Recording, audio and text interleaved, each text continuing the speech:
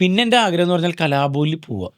കലാഭവനിൽ ആ ഈ എല്ലാവരും പറയും പണ്ട് ഈ കലാഭവനിൽ പോവാന്ന്. കാരണം അന്ന് അതൊരു ബെഞ്ച് മാർക്കായിരുന്നു കലാഭവൻ എന്ന് പറയുന്നത്. കലാഭവൻ എന്ന് പറയുന്നത് ബെഞ്ച് മാർക്കായിരുന്നു. കാരണം കലാഭവനിൽ നിന്ന് ജയറാമേട്ടൻ രക്ഷപ്പെട്ടതോടുകൂടി, സിദ്ദിഖ് ലാൽ വന്നതോടുകൂടി ഇതൊരു മിമിക്രി തുടക്കം മിമിക്രിയുടെ അല്ല, അതൊരു കലാഗ്രഹവും എന്ന് പറഞ്ഞിട്ട് തുടങ്ങുന്നതാണ്. ആബേലച്ചൻ എന്ന് പറയുന്ന വലിയൊരു കലാകാരൻ, അദ്ദേഹമാണ് മറ്റേ ഈശ്വരനെ തേടി ഞാൻ നടന്നു കടലുകൾ കടന്നു ഞാൻ തിരഞ്ഞു, കേട്ടിട്ടുണ്ടോ പാട്ടിന്? കേട്ടിട്ടുണ്ട്. ആ പാട്ടൊക്കെ എഴുതിയ പരിശുദ്ധാത്മാവേ നീ എഴുന്നള്ളി വരണ എന്നുള്ള ഹിറ്റ് പാട്ടൊക്കെ എഴുതിയ വലിയ കലാകാരൻ. അദ്ദേഹത്തിന്റെ ഒരു സംരംഭമാണ് ഈ പറയുന്ന ഇത്. ആദ്യം കലാഭവൻ, അത് കഴിഞ്ഞ് ആദ്യം മിമിക്സ് ആയിരുന്നു. പിന്നെ മിമിക്സ് പരേഡ് എന്നുള്ള രൂപം ഇപ്പൊ കാണുന്ന നമ്മളിപ്പോ 4 പേരായിട്ടൊക്കെ സ്കിറ്റ് കളിക്കുന്നില്ലേ, ആ രൂപം ഉണ്ടാക്കിയത് കലാഭവനിൽ നിന്നാണ്. മനസ്സിലായില്ലേ? അപ്പൊ കലാഭവനിൽ വന്നാൽ രക്ഷപ്പെടും എന്നുള്ളൊരു തോന്നല് ഇന്നാള് മുതൽ എല്ലാവരുടെ ഉള്ളിലുണ്ടായി. അപ്പൊ എന്നോട് അപ്പൻ പറഞ്ഞെന്ന് പറഞ്ഞാൽ, എടാ നീ ഏതാ പഠിക്കുന്നതെന്ന് ചോദിച്ചു. അതായത് അപ്പൻ കൽപ്പണിയാണ്. അപ്പൊ ഞങ്ങൾ 2 പെൺമക്കള്, ഞാൻ, അങ്ങനെ 3 സഹോദരങ്ങളാണല്ലോ.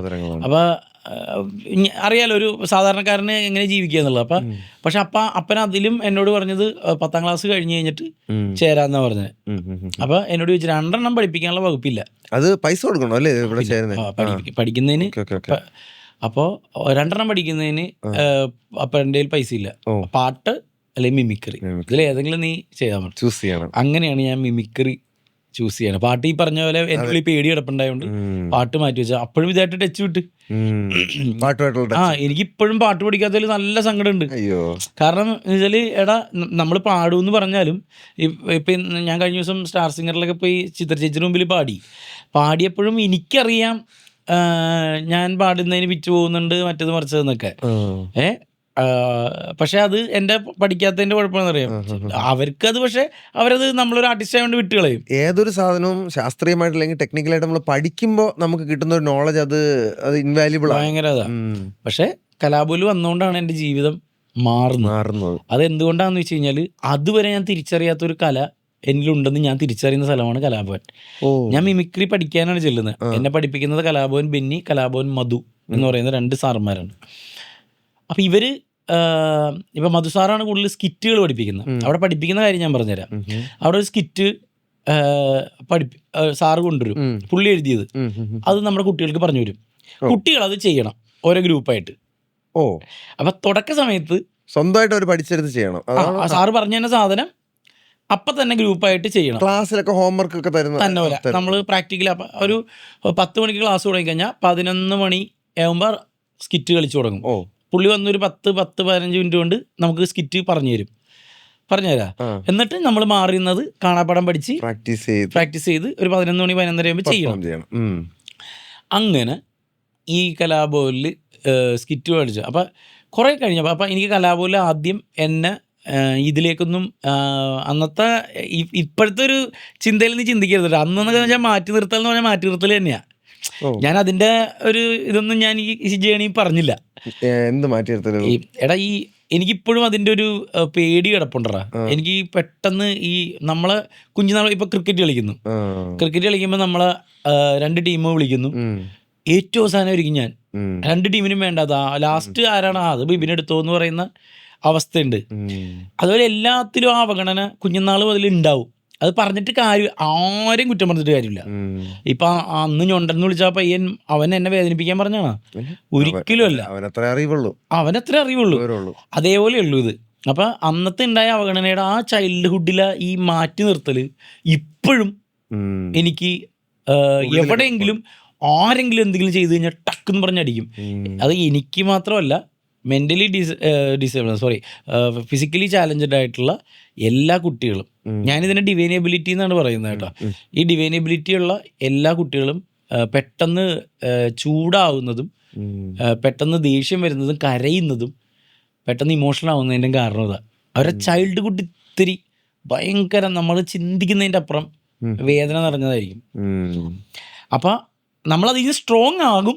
എന്നാൽ പോലും എവിടെയെങ്കിലും ഒന്ന്, ഇപ്പം നീ ഒരു ഫോട്ടോ എടുക്കുന്നു വിചാരിച്ചോ, കാർത്തി, മഞ്ജു ചേച്ചി, നസീർക്ക് എല്ലാവരും ഫോട്ടോ എടുക്കുമ്പോൾ ബിംബ്ര ഇവരെ മാത്രം ഒന്ന് എടുക്കട്ടെ, ഒന്ന് നീങ്ങുന്നേ എന്ന് പറഞ്ഞാൽ എനിക്ക് നേരെ പറഞ്ഞ് പഴയതുമായിട്ട് കണക്ട് ആവും. പഴയതായിട്ട് കണക്ട് ആകും.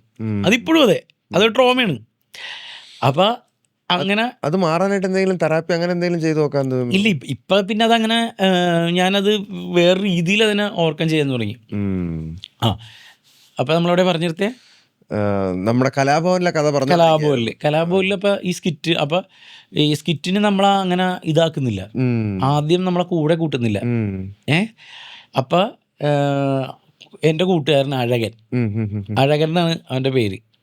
എനിക്കിപ്പോഴും ആ സുഹൃത്തുക്കളൊക്കെ തന്നെ ഉണ്ട് മീനുള്ളത്. അഴകൻ അവൻ എന്നെ സ്കിറ്റ് കളിക്കാൻ വിളിക്കുകയാണ്.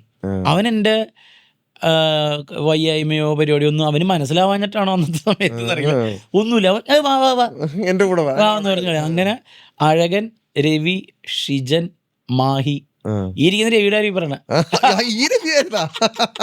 ഞങ്ങള് കലാഭവനിലുള്ള കൂട്ടാ. അതാണ് ഞാൻ പറഞ്ഞ കലാഭവൻ എൻ്റെ ജീവിതം മാറ്റിയെന്ന് പറഞ്ഞാല് ആ സുഹൃത്തുക്കളിൽ നിന്നാണ് എൻ്റെ എല്ലാ തുടക്കവും. കാരണം അവരെന്നെ അംഗീകരിച്ചെടുത്താണ് ഞാൻ അംഗീകരിച്ചു തുടങ്ങിയത്. അതിനു മുമ്പ് ഇങ്ങനെ പരിപാടികളൊക്കെ ചെയ്യുന്നുണ്ട്, മിമിക്രി ചെയ്യുന്നുണ്ട്, വിഷ്ണുവായിട്ട് അതിൻ്റെ ഇടയിൽ പ്രോഗ്രാം ചെയ്തു 2 തവണ. അപ്പോഴും എനിക്ക് എന്നെ തന്നെ എനിക്കുള്ള ഒരു ഐറ്റം ഉണ്ടായിരുന്നില്ല. ഇവര് എല്ലാവരും വന്നു കഴിഞ്ഞപ്പോൾ കിട്ടിയ ഗുണമെന്ന് വെച്ച് കഴിഞ്ഞാൽ ഈ സാറ് പഠിപ്പിച്ചെന്ന സാധനങ്ങളല്ലാതെ ഞാൻ അതങ്ങോട്ട് പാടെ മാറ്റി വെച്ചിട്ട് നമുക്ക് വേറെ പിടിക്കാം എന്ന് പറഞ്ഞിട്ട് ഞാനൊരു ഹോസ്പിറ്റൽ ഉണ്ടാക്കും, അല്ലെങ്കിൽ പോസ്റ്റ് ഓഫീസ് ഉണ്ടാക്കും. അങ്ങനെ ഞാനായിട്ട് ഇംപ്രൂവൈസേഷൻ അതവിടെ നടന്നു. ആ ഇംപ്രൂവൈസേഷനിൽ പുതിയ സ്കിറ്റുകൾ ഉണ്ടായി, ഞാൻ അവതരിപ്പിക്കുന്നത് വർക്കായി, ഞാൻ അഭിനയിക്കുന്നത് എല്ലാവർക്കും ഇഷ്ടപ്പെട്ടു തുടങ്ങി. ഓവറായിരുന്നു അന്ന്, സ്കിറ്റ് കളിക്കുമ്പോൾ ഓവറായിട്ട് കളിക്കുക, പക്ഷെ പുതിയ സാധനങ്ങളുണ്ടായി. പിന്നെ ഇത് മധുസാറിനോട് ഞാൻ ചോദിച്ചു, മധുസാർ ഇത് എങ്ങനെ പേപ്പറിലാക്കണമെന്ന് ചോദിച്ചു. ഐഡിയ ഉണ്ട് അതെങ്ങനെ? അങ്ങനെ പുള്ളി പറഞ്ഞു തന്നു. 2 പേപ്പർ എടുക്കുന്നു, പേപ്പർ എടുത്ത് മടക്കി ലെഫ്റ്റ് സൈഡിൽ സിറ്റുവേഷൻ, റൈറ്റ് സൈഡിൽ ഡയലോഗ്, അങ്ങനെ എഴുതാൻ പറഞ്ഞു. അങ്ങനെ ഞാൻ ആദ്യമായിട്ട് അമ്മേ ദൈവമേ ജോർജ് പുണ്യാളെന്നും പറഞ്ഞ് റൈറ്റ് സൈഡിൽ പേപ്പറിൽ എഴുതി.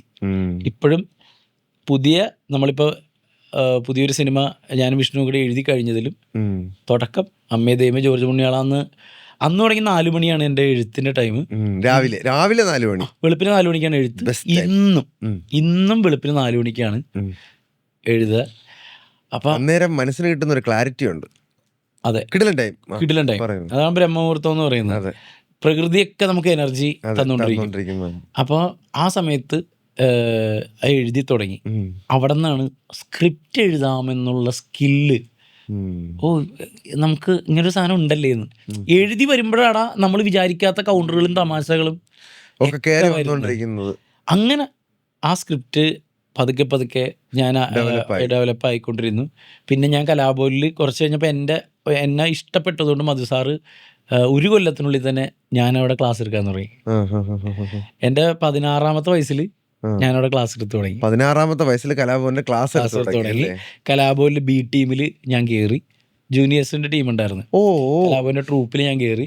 ഈ ശരിക്കും ക്രിക്കറ്റ് അല്ലെങ്കിൽ ഒരു പ്രൊഫഷണൽ ഫുട്ബോൾ അല്ലെങ്കിൽ ക്രിക്കറ്റ് ടീമൊക്കെ പോലെ തന്നെ ഇതിനും ടീമിന് എ ടീം ബി ടീം സ്റ്റുഡൻസിന്റെ ടീം ഉണ്ടായിരുന്നു, അതിൽ ഞാനായിരുന്നു ലീഡ്. ഓക്കെ. അപ്പൊ അവിടെ അധ്യാപകനായിട്ട് ഞാൻ കയറി. അതുകൊണ്ടാണ് നീ പലപ്പോഴും ബമ്പർശ്ശേരിയിൽ ഓരോ പ്രായമുള്ളവർ വന്നിട്ട് ബിബിൻ സാർ എന്നെ പഠിപ്പിച്ചിട്ടുണ്ടെന്ന് പറയൂലേ. അപ്പൊ എല്ലാവരും ചോദിക്കൂലേ ബിബിന് ഇത്രയും വലിയ പ്രായം ഉണ്ടാന്ന് ചോദിക്കൂലേ. സത്യം, ഞാൻ 54 വയസ്സെങ്കിലും കാണുമെന്നാണ്. കാരണം അത്രയും പ്രായമുള്ളവരൊന്ന് സാറിന് വിളിക്കണം. എത്ര പേര് വന്നു നമ്മുടെ ബമ്പർശ്ശേരിയിൽ തന്നെ. അത് എന്തുകൊണ്ടാന്ന് വെച്ചാൽ ഞാൻ ആ 16 വയസ്സിൽ ക്ലാസ് എടുക്കുന്നുണ്ട്. അപ്പൊ അവിടെ ഇവരെല്ലാം പഠിക്കാനും വന്നിട്ടുണ്ട്. കാരണം ഒരു ക്ലാസ് എന്ന് പറഞ്ഞാൽ 250 പിള്ളേരൊക്കെയാ. മൈക്ക് വെച്ചാണ് പഠിപ്പിക്കുന്നത്. മൈക്ക് ഉണ്ടായിരുന്നില്ല, കാരണം ഒരു ക്ലാസ്സിൽ തന്നെ അത്യാവശ്യം നല്ല സ്പേസും ഉണ്ടായിരുന്നു ഇത് ചെയ്യാനായിട്ട്. മൈക്ക് പിന്നെയായി, പിന്നെ അങ്ങനെയായി. ഉച്ചക്കും വൈകുന്നേരവും പിന്നെ എനിക്ക് ഫ്രീ ആയി. ഞാൻ ആദ്യ സമയത്ത് 2 ക്ലാസ്സിൽ ഇരിക്കുമായിരുന്നു. മധുസാറിനോട് ഇത് ചെയ്തു, ഒരു ക്ലാസ്സിൽ ഇരിക്കാനേ പാടുള്ളൂ, പുള്ളിയായിട്ടൊന്ന് സെറ്റ് ചെയ്തിട്ട് ആയിരുന്നോളാൻ പറയും. അങ്ങനെ ശമ്പളമൊക്കെ എങ്ങനെയായിരുന്നു? അന്ന് മധുസാറ എനിക്ക് തരുന്ന ശമ്പളം. അതായത് മധുസാറിന് പകരമായിരുന്നു. അതായത് മധുസാറില്ലാത്ത ദിവസങ്ങളിൽ ഞാൻ ക്ലാസ് എടുത്ത് തുടങ്ങി. പിന്നെ ഞാൻ റെഗുലർലി വെക്കേഷന് ഒക്കെ, അന്ന് വെക്കേഷനൊക്കെ ഒരു 3500-4000 രൂപയൊക്കെ അന്ന്. ഇതൊക്കെ ഒരു 2000 കാലഘട്ടത്തിലല്ലേ? ഏകദേശം 16 വയസ്സെന്നൊക്കെ പറയുമ്പോൾ അങ്ങനെയാണെന്ന് തോന്നുന്നു. എനിക്ക് നിന്നോട് ഞാൻ പറഞ്ഞില്ലേ കണക്കിന്റെ. വിംബ്രോ ജനിച്ച ഏത് വർഷമാണ്? 1987, 97, 98, 99, 2000, 2001, 2002, 2003. അപ്പൊ അത് കഴിഞ്ഞിട്ട് അപ്പൊ അന്ന് എത്രയായിരുന്നു സാലറി അതിനൊക്കെ കിട്ടിക്കൊണ്ടിരുന്നത്? അതാണ് പറഞ്ഞു 3000-4000 രൂപ. അത് അത്യാവശ്യം നല്ല റേറ്റാ. അതായത് അന്നത്തെ സമയത്ത് നല്ല റേറ്റ് ആണ്. പിന്നെ അത് 16 വയസ്സേ ഉള്ളൂ. ആ 16 വയസ്സിൽ ഏൺ ചെയ്ത് തുടങ്ങി. അതെ സത്യം.